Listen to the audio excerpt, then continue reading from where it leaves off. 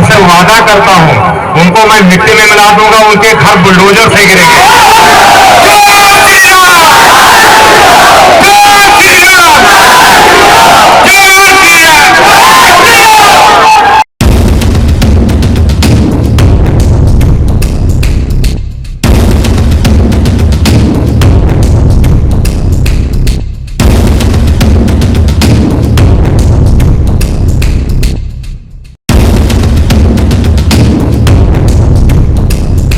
बोले तुम्हारे घर का जो था जला दिए पूरा, 3 कमरे, गाड़ी, 2 बाइक, गाड़ी का पेपर ओपर सब जला दिए। अलमारी जो फ्रीज उरीज बची थी जली हुई, मोटर वोटर सब उठा ले गए वो भी रात में। मस्जिद से एक बच्चा बोले आगे बढ़ा लो, मस्जिद के अजान का टाइम हो गया नमाज का, नहीं बढ़ाए वो लोग। उधर से कोई पत्थर मारा मस्जिद के ऊपर, तो बच्चे लोग जो 2-3-10 बच्चे लोग थे वो भी लड़ने के लिए गए, उनको भी मारा है। लल्लन चौधरी है, उनको भी तलवार मार दिया है, बहुत जम के लगी है उनको। मिलिट्री वाले आए, पुलिस वाले लूट मचा दिए, जिसका था जिसके घर में औरत थी उनको भी मारे, उनका सामान भी लूट के लेके चले गए सब। कई जगहों पर जब विसर्जन की जो कमेटी थी उसने ऐलान भी किया कि प्रशासन फौरन मस्जिद के पास पहुंचे, लेकिन उसके बावजूद भी कोई पुलिस या कोई आई नहीं वहां पर। नहीं पुलिस नहीं आई है, नहीं आई है नहीं, 1 घंटे 1.5 घंटे तक कोई नहीं आई, ना पुलिस आई ना कोई। उनकी सरकार है, कुछ भी कर सकते भाई, उनकी सरकार है, योगी बाबा उनके साथ है। आप देख रहे हैं देश लाइव, देश की आवाज। उत्तर प्रदेश के सुल्तानपुर में जिस तरीके से गुज़िश्ता दिनों रात में मस्जिद पर कुछ भगवा गुंडों ने जो गुंडई की, उसकी आहट और उसका असर अहमदाबाद में भी नजर आने लगा है। गुजरात में चुनाव है, ये सभी को पता है, देश का माहौल किस तरीके से खराब किया जा रहा है ये भी सभी को पता है।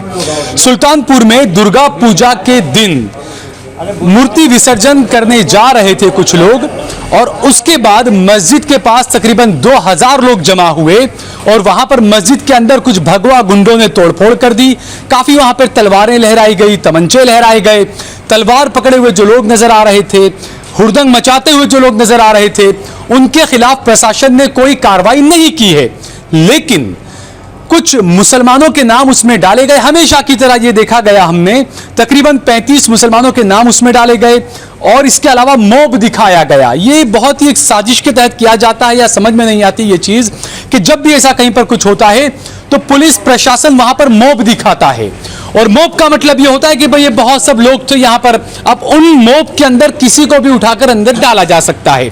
ऐसा हम इसलिए बोल रहे हैं, अहमदाबाद के अंदर उत्तर प्रदेश के कुछ लोग हैं, सुल्तानपुर के इब्राहिमपुर जो इलाका है जहां पर ये दंगा और फसाद जो तमाम चीजें हुई, तकरीबन 8 किलोमीटर के रास्ते पर कई सारे मुसलमानों की दुकानें, आग लगाई गई दुकानों में, घर लूटे गए, जलाए गए, लेकिन उनकी शिनाख्त नहीं हुई कि वो दुकानें किसने जलाई, वो घर मुसलमानों के किसने लूटे। उनके खिलाफ फिलहाल कोई कार्रवाई नहीं हुई है, लेकिन नाम अब्दुल उनको बहुत ज्यादा परेशान करता है, इसीलिए अब्दुल की गिरफ्तारी हो रही है, अब्दुल का नाम आ रहा है।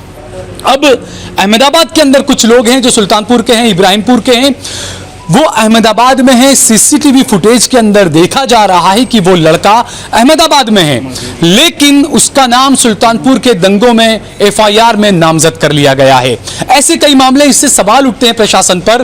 क्या ये सुल्तानपुर के हैं? हम इनसे बात करेंगे। क्या नाम है आपका? मेरा सद्दाम नाम है। अच्छा, आपका मकान सुल्तानपुर में है? जी इब्राहिमपुर गाँव में है मेरा मकान। कौन कौन रहता है आपका वहां पर? वहाँ कोई नहीं, मेरा अब्बा है खाली, उनको भी मारे, टांग वांग में लगा है, वो घर छोड़ के भाग गए। अच्छा, उनका भी नाम आया है, उनका भी नाम आया उसमें। अच्छा, आपके अब्बा की टांग तोड़ी और आपके अब्बा के नाम भी डाल दिया उसके अंदर? नाम भी आया मेरे। कितनी उम्र है आपके अब्बा की? मेरे अब्बा की उम्र है 72 साल। अच्छा, 72 साल के है मेरे अब्बा। और क्या उनके खिलाफ क्या आरोप लगाया है? उनके लिस्ट में नाम चला रहे हैं 51 लोग का। अच्छा, 51 लोग का उसमें नाम है। अच्छा, हाँ। तो यहाँ पर वो 51 लोगों के जो नाम हैं, उसमें कोई एक नाम ऐसा भी बताया जा रहा है जो यहाँ पर उस वक्त अहमदाबाद में बेचारा फैक्ट्री में अपना काम कर रहा है जो भी, लेकिन उसका भी नाम उसमें डाल दिया गया। यहाँ एक नाम है यहाँ पे उसका वीडियो भी यहीं पे निकाला गया गंजी फराग में कि उसका जो क्या नाम है उसका? सद्दाम नाम है उसका भी। तो उसका इसके लिए वीडियो सबूत निकाल के रखा है कि मेरा नाम जबरदस्ती वहाँ के लोग, हिंदू लोग डाल दिए हैं। अच्छा। ये भी लड़का था वहाँ पे, लेकिन वो यहाँ पर यहाँ काम कर रहे हैं, हम सब लोग मजदूरी कर रहे हैं, साथ में मजदूरी कर रहे हैं। यहाँ पे सीसीटीवी फुटेज वगैरह यहाँ पे है। अच्छा, वो कब गया था आखिर बार सुल्तानपुर? 3 महीना पहले गया था। अच्छा, 3 महीने सुल्तानपुर नहीं गया, लेकिन वहाँ के दंगों में उसका नाम है। नाम है। तो तो अभी आपके घर पर बात वगैरह हो रही है आपके अब्बा वगैरह से, क्या है वहाँ का माहौल? किसी से नहीं बात हुई, रिश्तेदार में बात हो रही है खाली। क्या बोल रिश्तेदार रहे हैं वो लोग? बोले तुम्हारे घर का जो था जला दिए पूरा, 3 कमरे, गाड़ी 2 बाइक, गाड़ी का पेपर ओपर सब जला दिए। अलमारी अलमारी जो फ्रिज उरीज बची थी जली हुई, मोटर वोटर सब उठा ले गए वो भी रात में। तो सब जिन लोगों ने उठाने के बाद में बाहर बड़ा ताला मार दिए और पीछे का खिड़की खोल दिए और पीछे से लूट किए हैं। अच्छा, जिन लोगों ने लूट किया, जिन लोगों ने आगजनी किया मकानों में, दुकानों में, मुसलमानों के मकानों में, दुकानों में, उनकी किसी की गिरफ्तारी या कुछ हुई है अभी नहीं, कुछ भी नहीं, एक जन का भी नाम नहीं आया उसमें। किसी का नाम नहीं नहीं आया, एक जन का भी नाम नहीं अच्छा, आया। ये जो बताया जा रहा है कि मूर्ति विसर्जन के लिए जा रहे थे मस्जिद के पास आके, क्या किया उन लोगों ने, क्या हुआ था? मस्जिद के पास मैं तो वहाँ था ही नहीं, यहाँ हूँ। जो आपको बताया वहां से वो क्या था? वो आए वो लोग मूर्ति लेके 2-3 हजार ट्रैक्टर में अपना सामान लाद के, लकड़ा और तलवार उलवार, एक ट्रैक्टर पूरा प्लानिंग के साथ उनका सबका था। मस्जिद के पास आए, डीजे गाना बजाना सब किए 2 घंटा तक। तो उसमें से निकला मस्जिद से एक बच्चा, बोले आगे बढ़ा लो, मस्जिद के अजान का टाइम हो गया नमाज का, नहीं बढ़ाए वो लोग। उधर से कोई पत्थर मारा मस्जिद के ऊपर, तो बच्चे लोग जो 2-3-10 बच्चे लोग थे वो भी लड़ने के लिए गए, उनको भी मारा है वो लोग। फिर और ढेर सारे लोग को बुला लिए। अच्छा, उसके बाद में सारा दंगे शुरू। वो लल्लन चौधरी है, उनको भी तलवार मार दिया है, बहुत जम के लगी है उनको। लल्लन चौधरी कौन है? उनको क्यों तलवार मारी, किसने मारी? वो बुड्ढे थे उधर, हिंदू के कोई है, तलवार लेके घूम रहा था, उनने मार दिया, पूरा सर फट गया। उनके नाम भी अच्छा, लल्लन चौधरी नमाज पढ़ना है तो उनको तलवार मार दिया, उनका मार दिए तलवार। अच्छा, इधर आओ ना। तो अभी आपके घर वालों में, वहाँ के लोगों में क्या है अभी, डर? और एक जन को और मार दिया, पूरा आँख वाक पूरा ये नाक वाक कट गया है, जिला में भर्ती है वो। अच्छा, भर्ती है अस्पताल में? भर्ती है। अच्छा जी, मुर्तजा भाई हैं। क्या नाम है उनका? मुर्तजा भाई। अच्छा, तो ये आप सुनिए, क्योंकि ये सुल्तानपुर के इनका कहना है कि इनके पिताजी की उम्र 72 साल है और उन पर भी, उनका भी एफआईआर में नाम दर्ज किया गया, उनके पहले टांग तोड़ दी गई। मार भी आप खाओ और गुनहगार भी आप बनो। ये ऐसा इसलिए होता है क्योंकि आप खामोश रहते हैं, आप हक के लिए आवाज नहीं उठाते हैं, आप डरते हैं, आप बोलने से डरते हैं, आप अपने हक के लिए लड़ने से डरते हैं। आपको हिंसा नहीं करनी, हथियार नहीं उठाना है, लेकिन संविधान ने आपको अधिकार दिए हैं कि आप संवैधानिक अधिकारों के लिए आप संवैधानिक तौर पर लड़िए, लेकिन वो भी नहीं करते हैं। ये लोगों का ये कहना है कि कुछ लोग बोलने से भी डरते हैं, गिरफ्तार हो जाते हैं इसलिए कैमरे पर आकर बोलने से भी डरते हैं कुछ जी लोग। जी, कोई आया ही नहीं, घर में सब भाग गए, मिलिट्री वाले आए, पुलिस वाले लूट मचा दिए।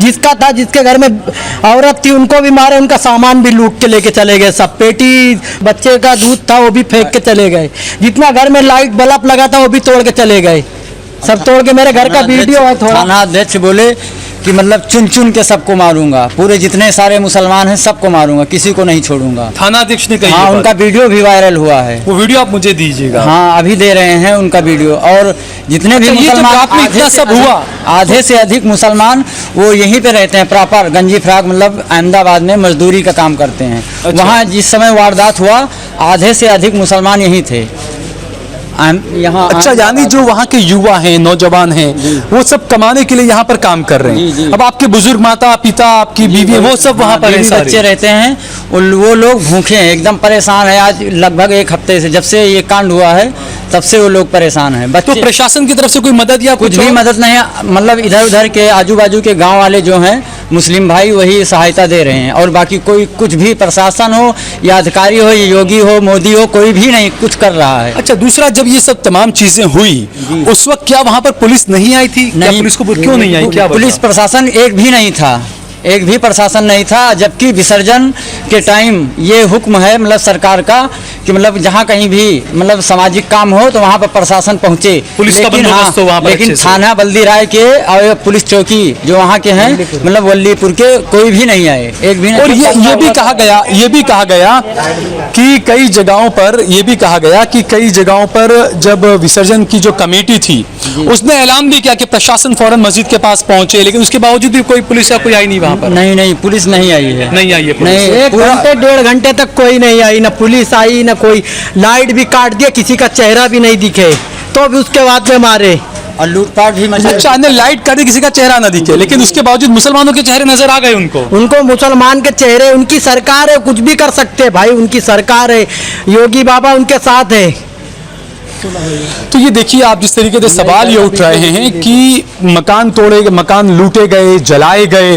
खास बात ये है कि जो लोग तलवारें लहरा रहे थे, जो लोग मकान लूट रहे थे, जो लोग तोड़फोड़ कर रहे थे, उनके खिलाफ अभी तक कोई गिरफ्तारी वारंट या गिरफ्तारी उनकी नहीं हुई, उनके खिलाफ कोई कार्रवाई नहीं हुई, जबकि 35 मुसलमानों को उठा लिया गया है। और जैसा मैंने बताया कि एक लड़का है जो अहमदाबाद में नौकरी करता है, वो वहां पर था, जिस तरीके से वो अपने कारखाने के अंदर काम कर रहा था सीसीटीवी फुटेज में नजर आ रहा है। लेकिन अहमदाबाद के अंदर वो था, लेकिन यूपी के सुल्तानपुर में उसको नामजद कर उसके नाम पर एफआईआर कर दी गई। तो प्रशासन पर भी सवाल उठते हैं, क्योंकि ये बात भी जो बताई कि जब विसर्जन या कुछ होता है तो पुलिस का बंदोबस्त होना चाहिए। और ये पूरा एक पैटर्न क्या चलाया जा रहा है कि मस्जिदों के सामने जाकर हुड़दंग मचाया जाए, जानबूझकर एक माहौल ऐसा क्रिएट किया जाए, ये कई सवाल उठ रहे हैं। और जो योगी आदित्यनाथ की बात करते थे बुलडोजर चलाने की, हो सकता है एक बार फिर से मुसलमानों के मकानों पर सुल्तानपुर में बुलडोजर चला दिए जाएं। लेकिन सवाल ये उठता है कि क्या जिन लोगों ने मकानों को लूटा, जिन लोगों ने मस्जिद पर हुड़दंग मचाया, जिन लोगों ने खुली तलवारें, नंगी तलवारें लहराई, क्या उनके घरों पर भी बुलडोजर चलेगा? ये एक बड़ा सवाल है।